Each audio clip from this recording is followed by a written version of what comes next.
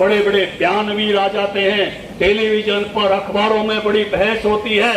अब Kerala files film आई है और अपने अपने फिल्म में दुबक गए वो सेकुलर बनकर जो लोग ऐसी बातें करते हैं और उस फिल्म पर बैन लगा रहे हैं। अब कहां गई उनकी हिम्मत वो सत्य दिखाने की, जो सत्य केरल में घटित हो रहा है। हजारों बहनों को जो ले जाकर आईएसआईएस का आतंकवादी बनाया जा रहा है, ये सत्य प्रस्तुत करने की हिम्मत की है। आज उस एक्टर सदा शर्मा का भी जन्मदिन है 11 मई, जो इसमें मुख्य कलाकार है। मैं कहूंगा कि हर युवा को जाकर वो फिल्म देखनी चाहिए और उन युवतियों को, अपनी बहनों को जरूर दिखानी चाहिए कि किस प्रकार के षड्यंत्र के साथ ये घटनाक्रम घटित किया जाता है और आतंक से किस प्रकार से जोड़ा जा रहा है देश के कुछ प्रदेशों में। और जो इस प्रकार से रोकते हैं, चाहे बंगाल के मुख्यमंत्रियों, चाहे तमिलनाडु के मुख्यमंत्रियों, चाहे कहीं के भी हो, वो सत्य देखना नहीं चाहते और दिखाना नहीं चाहते। युवा पीढ़ी को सत्य को छुपा रहे हैं। लेकिन युवा मोर्चा को मैं निवेदन करता हूं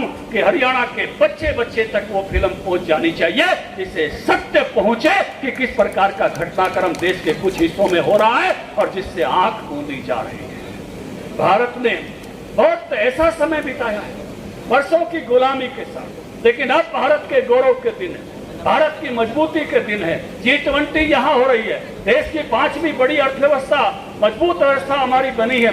सामरिक शक्ति से हम एक मजबूत राष्ट्र के रूप में खड़े हो रहे हैं। हम राजीव गांधी की तरह ये नहीं कहते कि मैकमोहन लाइन मोटी पेंसिल से खींची गई है, 25 किलोमीटर इधर या उधर पता ही नहीं चलता।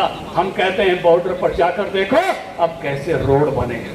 मेरे नायब सैनी जी को पता है, पवन सैनी और मोहनलाल जी को पता है। जब मेरी शादी की 25वीं वर्षगांठ थी 2016 में, मैं अपनी धर्मपत्नी के साथ बॉर्डर रोड पर गया और ऐसी खराब सड़क थी कि 5 दिन हमने एक दूसरे का हाथ ही नहीं छोड़ा, डर के मारे। और फिर 30वीं वर्षगांठ बनाने कैलाशो जी फिर गए और इतनी बढ़िया सड़क मोदी जी ने बना दी। बेशक सांगवान साहब जाके देख आना, हरिपाल जी का 5 घंटे भी हाथ पकड़ने का मौका नहीं मिला। जाइए कभी रोहतांग से जाइए, चाइना बॉर्डर के साथ साथ पीओ से वापस आइए। आप भी जा सकते हैं, सुभाष सुधार तो सड़क बड़ी गजब की बड़ी हुई है, आप भी जा सकते हैं। इतना प्यारा रोड है, इधर से जाएंगे उधर से आएंगे या उधर से जाएंगे इधर से आएंगे। ताबो जाइए, धनखड़ मोनेट्री जाइए, जो है काजा जाइए, कल्पा जाइए और उस सड़क का आनंद ले लीजिए। वर्षों तक कांग्रेस पार्टी ने इसलिए इंफ्रास्ट्रक्चर नहीं बनाया बॉर्डर के साथ कि चाइना नाराज हो जाएगा, इसलिए वहां पुल मत बनाइए, वहां सड़क मत बनाइए, वहां हवाई पट्टी मत बनाइए, वहां एयरपोर्ट मत बनाइए। वो नीति अब भारतीय जनता पार्टी सरकार की नहीं है। भारतीय जनता पार्टी की सरकार की नीति है कि हम अपने राष्ट्र को किसी भी कीमत पर मजबूत करते चलेंगे, मजबूत करते चलेंगे, मजबूत करते चलेंगे, चाहे कोई नाराज हो।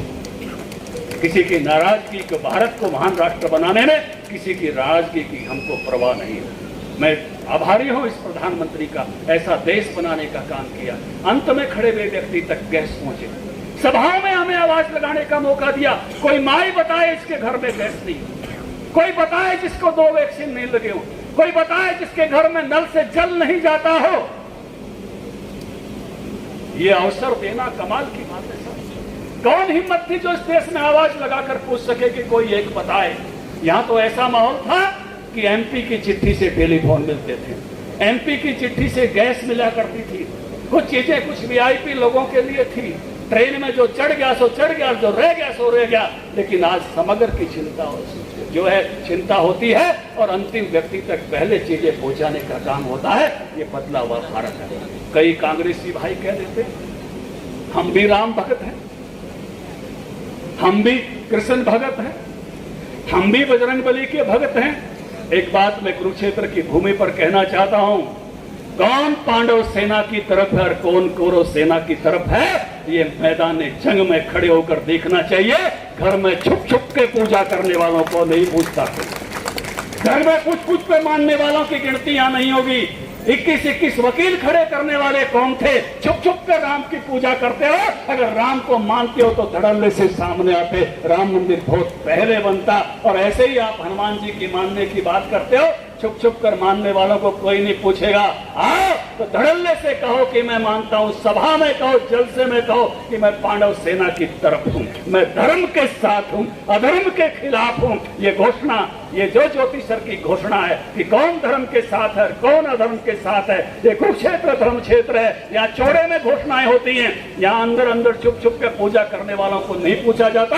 ये नकली ड्रामा कांग्रेसियों को नहीं चलेगा। ये आवाज समझ लीजिए, देश इस बात को समझ रहा है कि कौन इस राष्ट्र की भक्ति के साथ, इसके महापुरुषों के साथ खड़ा होता है। युवा मोर्चा एक ऐसी ताकत है जो सरकार की योजनाओं को अंतिम व्यक्ति तक लाभ पहुंचाने का काम करे।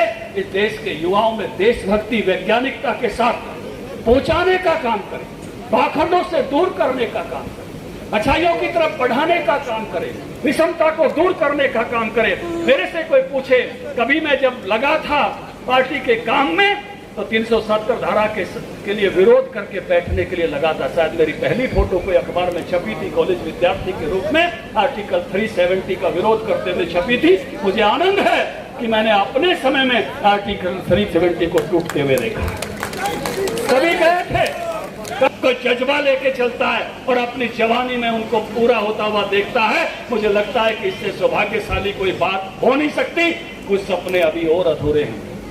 अभी कॉमन सिविल कोड सपना है हमारा, व्यक्तिगत सपना है, देश के बहुत सारे युवाओं का सपना है और भाजपा भारतीय जनता पार्टी के भी विचारों में से एक है। अनेक राज्य सरकारों ने कॉमन सिविल कोड की तरफ आगे बढ़ रही हैं और बहुत से ऐसे सपने हैं। छोटे छोटे दफ्तरों में हमने बड़े बड़े सपने देखे थे, आज युवा मोर्चा का कार्यालय बना है, प्रभारी के रूप में है। उनका मार्गदर्शन हम सबको मिलेगा। इन्हीं शब्दों के साथ अपनी वाणी